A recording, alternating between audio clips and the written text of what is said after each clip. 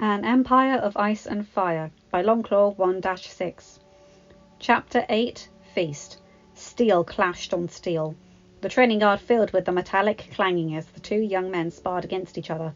"Hold steady! Firm stances!" barked Sir Roderick from the side. The Winterfell Master-at-Arms nevertheless didn't need to say much. His pupils were improving greatly, both on their ways to becoming master swordsmen. "That's it! Woo!" whooped Arya, sitting atop a barrel with Bran, having ducked away from her sewing lessons to watch the action. "Go, Jon!" Besides them was Theon Greyjoy, arms crossed and jealousy written all over his face.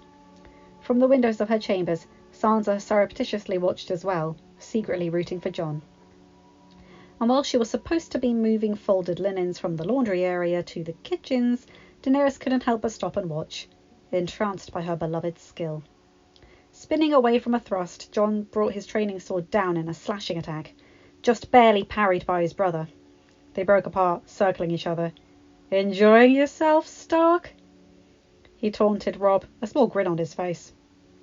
Robb narrowed his eyes. "I will when I beat you, Snow."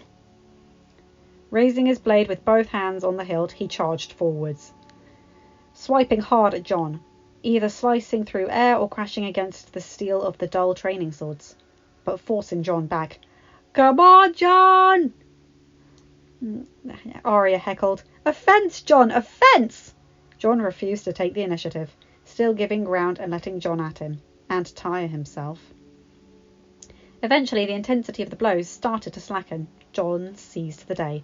Twirling the blade in his wrist, he lunged, Robb now the one giving the ground to escape the flurry of thrusts and slashes, frantic to block the agile attacks from his bastard brother, all enchanting Dany. Gaze upon Jon filled with a hidden hunger.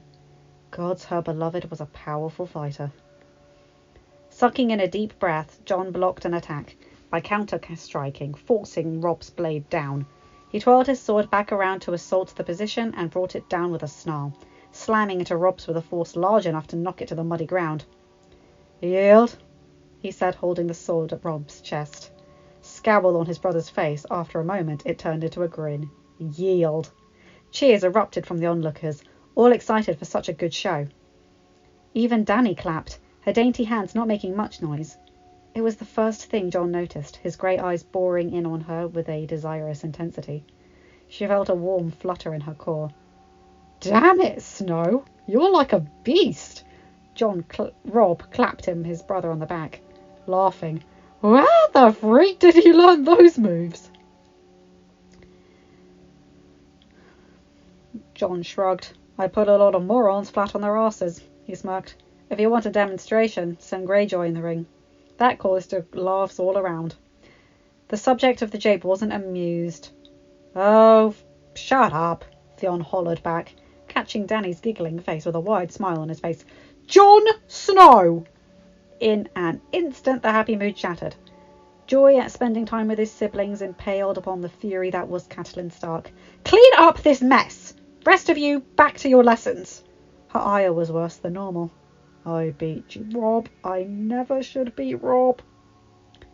Jon always let his brother win. Hells usually let Theon win as well. Sighing under her watchful gaze, he grabbed the training swords off the muddy ground and moved towards the armory. Rag in hand, he began to clean them.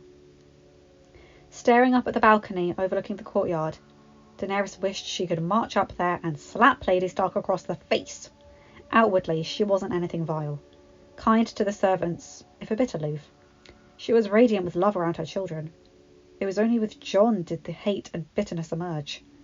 Dany realised why Jon thought himself so lowly. He had a home. He had family. But with someone of pure authority smacking him down literally every day of his life?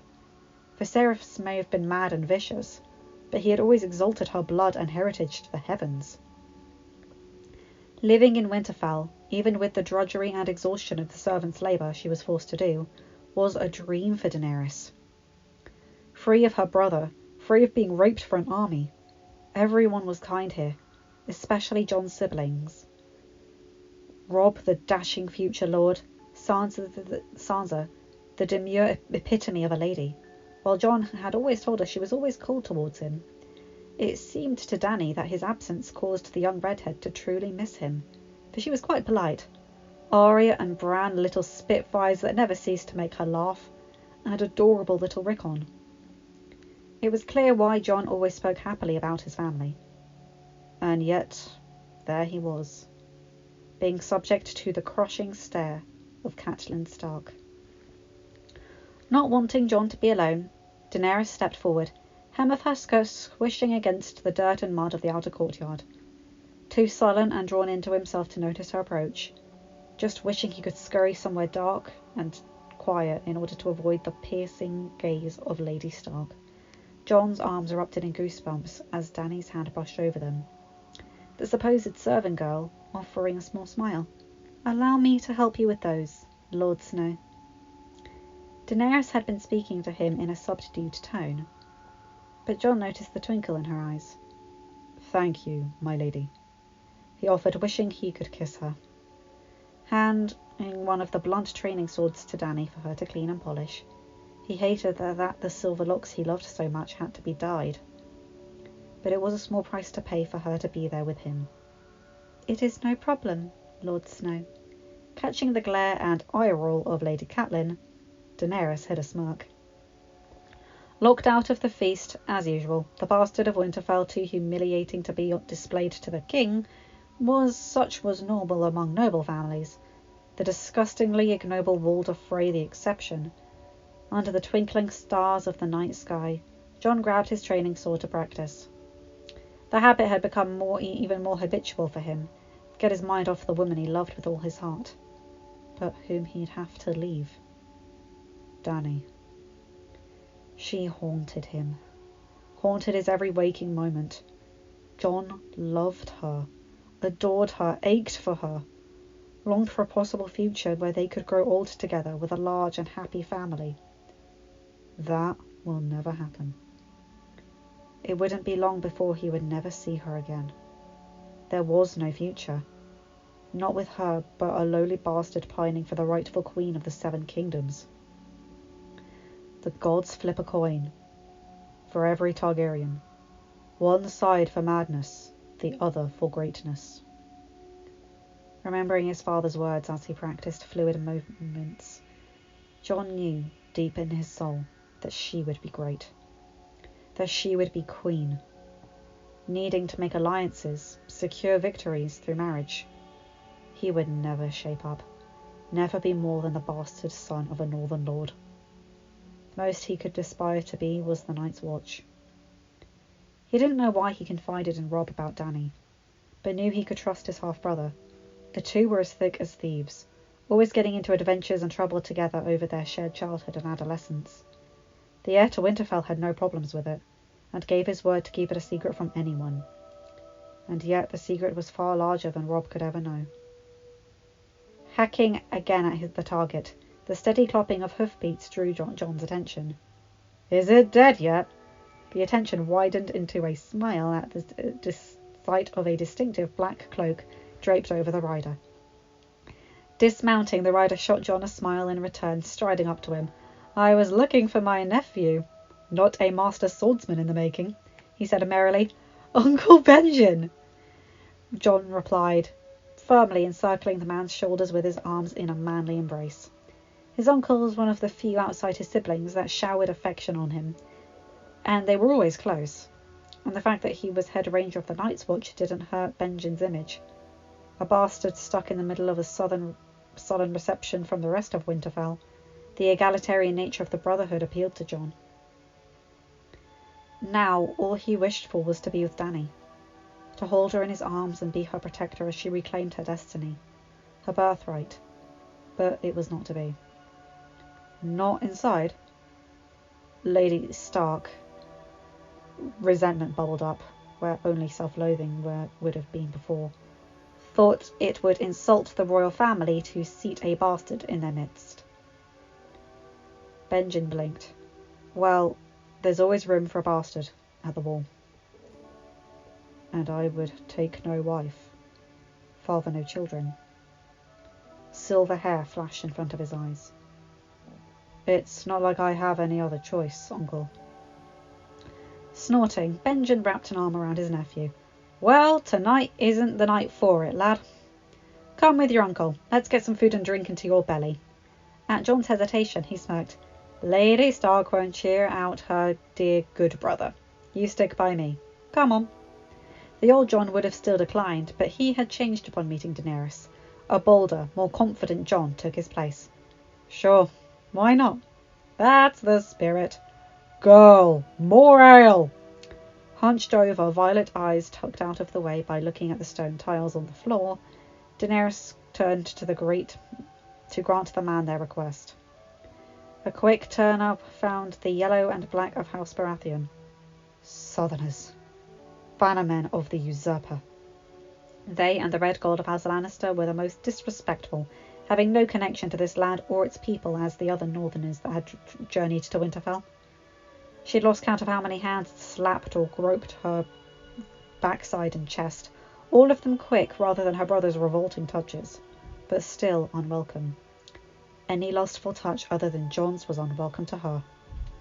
The feast was in full swing, minstrels switching between boisterous northern jigs, more refined southern songs, and the raunchy brothel tunes that this king insisted on. Wild boar, whole roast chicken, braised pork, hearty stew, steaming meat pies, sweet pastries, fresh baked bread, spiced ale, flowed freely, everyone devouring meals and having a good time. Most of all, King Robert Baratheon himself. Daenerys watched him from the moment he had arrived, the demon that had haunted her and Viserys all through their childhoods, who had sent assassins to wipe out time and again. Upon seeing him, all she could feel was a sense of pity. Sensing the disappointment and confusion marring the faces of the Starks and Winterfell denizens, expecting the monster that she had imagined, and getting a fat drunk that looked like a pig dressed in finery, it was so pathetic to Daenerys. Here he was amongst the other revellers, laughing like a tavern brawler as he poured at a poor maid whose name escaped her. Pathetic. Just pathetic. At the high table, Queen Cersei viewed her husband with anger and humiliation. Much as Dany hated House Lannister, at the moment topping off the mugs of several of their sworn swords, she couldn't help but commiserate with her pain. Had it been Jon and I visiting Winterfell, he'd have been by my side the whole time, dancing with me and whispering sweet nothings into my ear. A wistful smile formed on her face at the thought, along with a spike of determination to make it happen. So busy she was daydreaming about being a queen with Jon her king, Dany jumped in surprise as a heavy hand smacked her rump. Look at you, sweet girl. She froze, blood leaving her face at the booming voice of the king, slurred from too much drink. Come here. Join your king for some company. Wanting to melt into the crowd, she tried to move away, hoping he'd forget her. No such luck. Hey! Thick fingers grabbed her shoulder, hard enough to cause her to whimper in pain. Your king gave you an order, witch! Let her go. The conversation and music stilled in the hall, gradually quieting down, spreading from those in the vicinity of the king till silence hung everywhere, far more booming than in the loudest of noises. Robb, about to march Arya out for throwing food at her sister, halted with wide eyes, as did Arya. Sansa stared like an owl as well, while Catelyn's face grew ripe red. Cersei only watched with interest. Finally, something interesting. Too distracted in his own thoughts, Ned was brought out of it by the silence, only for his face to go as white as a ghost. There was Jon, lips set in a firm scowl, finger levelled at the king. Robb went purple, indignant. What did you say, whelp? The entirety of the great hall hung on every word. Something this juicy was so rare. The gravity of the situation hit Jon like a ton of bricks. He had been heading inside with his uncle Benjen, hungry and wanting to have a good time with his siblings, Lady Stark be damned, when he noticed Daenerys being manhandled by the womanizing excuse for a king. It was instinct, A wolf defending his mate. I said, let her go. Jon would not back down. You have plenty of others. Rage was written on Robert's face. In this, Daenerys could see the man that had taken down her brother. All the rest of the pathetic husk was the man, but the rage gave it away. Who are you to give me orders, bastard? I should gut you with my sword. Robert, calm down. Ned came in quickly, racing to the king's side before any blood was spilled. Why is Daenerys here? He would have to talk with the steward after this. If there wasn't a funeral to plan, or an execution, it's all in good fun. Your bastard is challenging his king. Robert was having none of it. Treason! Seeing several Baratheon swords moving their hands to their hilts, Sir Barristan was up, ready to use his reputation to help Lord Stark defuse the situation. My king! He darted in, stilling the king's hand before it went to his sword. There's no need to. His eyes went to the servant girl, and he froze, catching a glimpse of the fair, angelic face. I will not tolerate traitors. Perhaps I should take his hand, Ned. Do it, father! Laughed Prince Joffrey, delighting in it all. Dany was close to tears, wanting to burn Robert alive for what he nearly did to Viserys, but there was nothing she could do. Not for herself and not for Jon. Luckily for all parties involved, a quick-thinking Doreah sandwiched herself through the onlookers and guards, mug of ale in her hand. Oh, your grace. Her tone was flirty, dripping with a sort of innocent desire that drove certain men wild. Behind them all, Sandor Clegane bit back a snort, unable to not find it amusing in the midst of all the tension. Doreah wedged herself into the king's lap, flipping her hair to the side, smiling coyly. I am so amazed at finally meeting the dashing stag of the Trident. Please tell me more about your magnificent warhammer. Putting finishing touches on it, she batted her eyes. Momentarily stilled, ruddy eyes running over the voluptuous, sultry figure that the servant's dress was unable to hide, the king burst into a jovial belly laugh, meaty hands slapping Doreah on the butt, unable to hide his lust. Affront completely forgotten. Give me that ale, and I'll be happy to tell you the story. Though the ending might have to wait until later. He winked, meaning obvious. Your grace. Doreah giggled. You flatter me. Seeing the confrontation averted, the minstrel started up a jaunty tune once more, feast going back into full swing. Catching both his wife and the queen sending daggers his way, Ned sighed and grabbed Jon by the shoulder. Get her out of here, now. Jon gave his father a nod, wrapping his arm around Daenerys' trembling shoulders. I've got you, my love, he said, guided her through the crowd. Watching them leave, Barristan Selmy thought he had seen a ghost. There is not a day that goes by where I don't miss her, Ned, the king had said, a meaty hand resting on the dusty stone, almost reverently, as if a pilgrim touching an ancient relic. You should have buried her in the light, so that the sun could shine upon her, and the woods could hear her songs. Ned had bit back the urge to draw his sword and sever the hand then and there. Fought the urge to vomit now. Fists clenching. You don't deserve to even speak about her. Much as Robert was a friend to him, he was the cause of all of this, just as much as the Mad King. Brother! Ned heard the harsh whisper, after leaving the great hall behind Jon and Dany. The still unsmiling Ned led Benjen into a secluded alcove. Is it true? Did he meet the Targaryen princess? Ned's letter didn't leave much doubt to Benjen, but it still had to be asked. Ned's nod told him everything. She's here. In Winterfell. She's actually the one in the Great Hall Robert was pouring at. Benjen's eyes widened. Are you japing me, Ned? Seems he can't resist falling for a dragon any more than she could. Unable to resist chuckling, Benjamin clutched the bridge of his nose. No wonder he looked like he was about to run the fat king through with his sword, though he especially would have had plenty of other reasons. His expression grew serious. While I am happy for him, this does raise a massive problem for us. Did you tell anyone else the truth? I enlisted Jorah Mormont to protect Princess Daenerys in Essos. Ned winced at what she could have endured at the hands of her brother and the Dothraki. It kills me to not let her stay here amongst her family. But what choice do I have? She can't be in Westeros. Agreed. Benjen knew Ned barely handled having to endure the stigma for his entire great lie. This was even worse in his eyes. Even if Robert wouldn't go into homicidal rage and have her gutted, along with you, who's to say Tywin Lannister wouldn't stick the mountain on all of us to protect Joffrey's claim? He ran a hand through his long hair. And what about Jon? The Lord of Winterfell visibly sagged.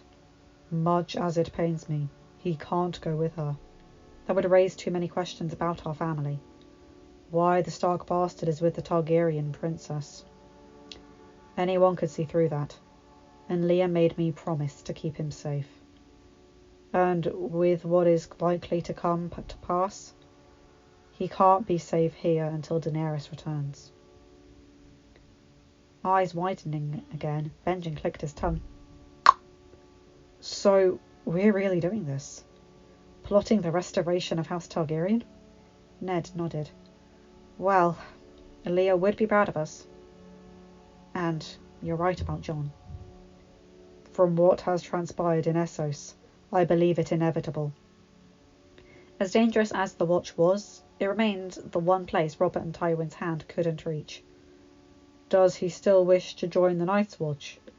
It had been Jon's dream for years. The boy was quite excited about it. Benjen sighed and placed a hand on his brother's shoulders. He used to want to, but now his entire tone about it was all he seeks to use it as to escape whatever demons ail him. The youngest of Rickard Stark's brood pursed his lips. Things are going up out there that simply scare me. But I agree. It's the only place Jon can be safe from southern hands. Both brothers hushed up as a couple of drunk Lannister guards sauntered by, talking about the women in Wintertown. He can't know. But we have to get everything that he needs up to Castle Black, in the care of your maester.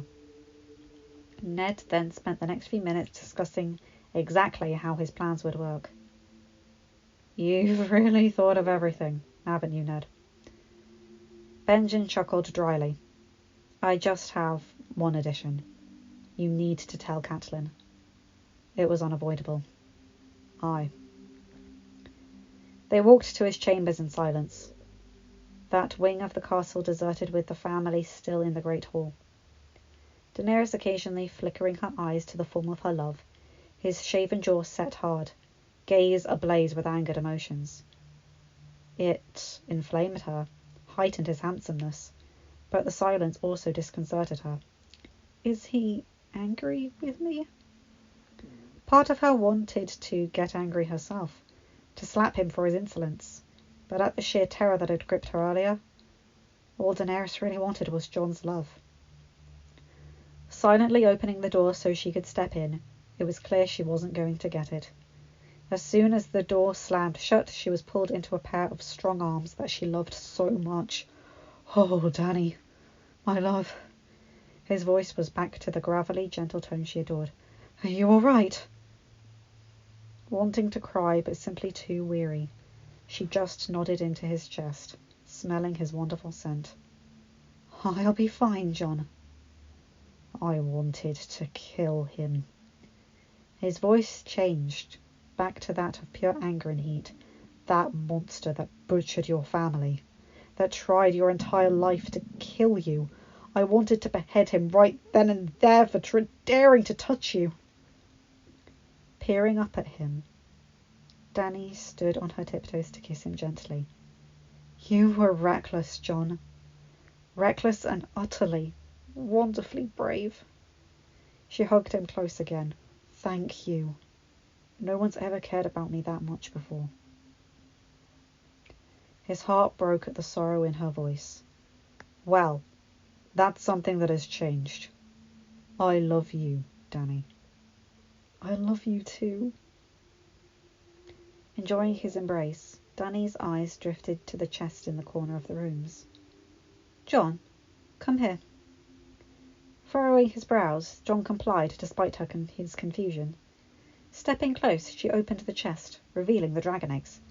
She took the black one in her hands. Please, my love, bring the other two with me. Nodding, he scooped up the cream and green ones, a tingling going through his body as he made contact with the scales.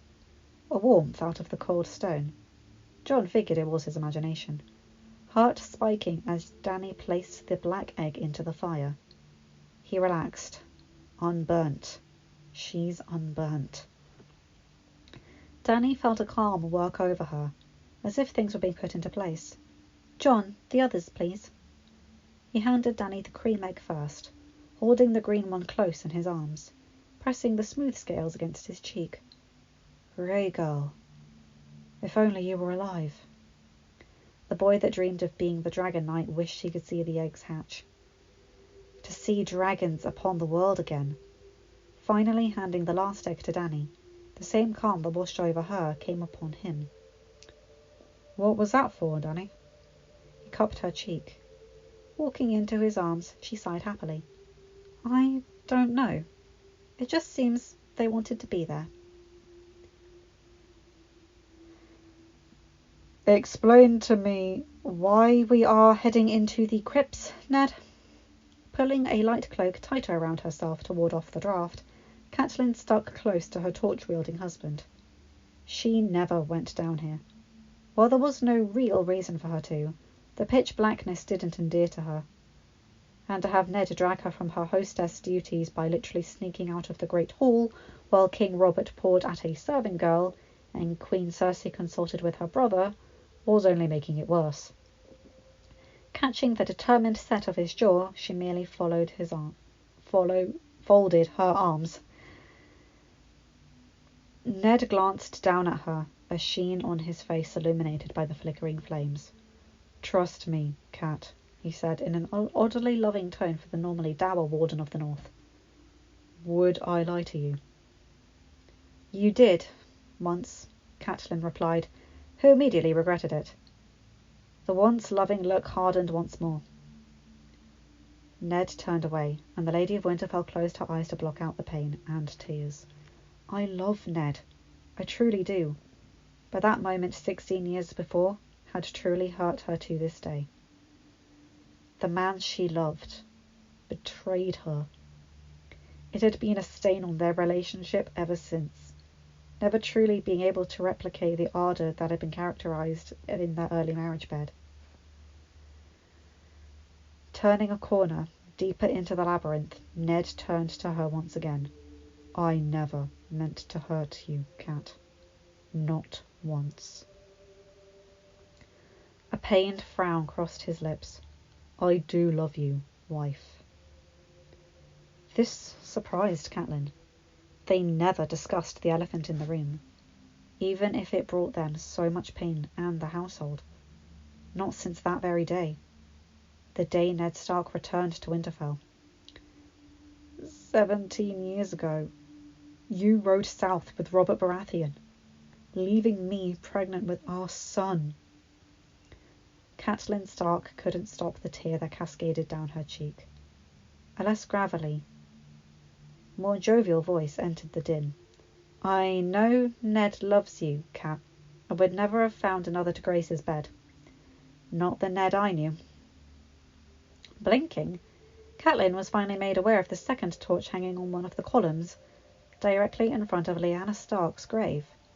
Standing there, with a crowbar in each hand, was Benjen. Nodding at Ned, he tossed him one of the metal bars.